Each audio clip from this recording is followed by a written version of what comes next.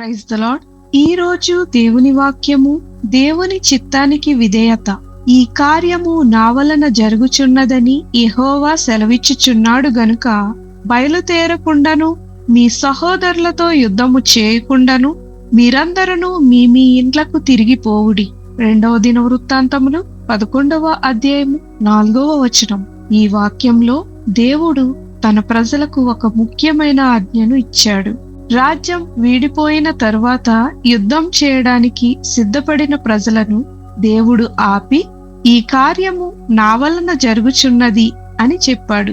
దేవుని చిత్తాన్ని గ్రహించిన వారు తమ స్వంత ఆలోచనలను ప్రక్కన పెట్టి ఆయన మాటకు విధేయులయ్యారు.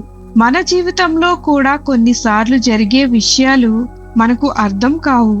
మనం పోరాడాలని, ప్రతీకారం తీర్చుకోవాలని, లేదా మన ఇష్టాన్ని నెరవేర్చుకోవాలని అనుకొనవచ్చు. కానీ దేవుడు కొన్నిసార్లు ఆగు, నేను పనిచేస్తున్నాను అని చెప్తాడు. విశ్వాసం అంటే కేవలం ప్రార్థించటం మాత్రమే కాదు, దేవుని చిత్తానికి విధేయత చూపటం కూడా. దేవుని ప్రణాళిక మన ప్రణాళిక కంటే గొప్పది.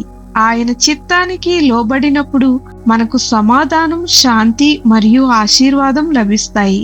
దేవుని చిత్తం మన ఆలోచనల కంటే గొప్పది. ప్రతి పరిస్థితిలో దేవుడు పనిచేస్తున్నాడని నమ్మాలి. విధేయత ఆశీర్వాదాలకు మార్గమవుతుంది. ప్రార్థన. ప్రభువైన యేసు, నీ చిత్తాన్ని గ్రహించే జ్ఞానాన్ని మాకు అనుగ్రహించుము.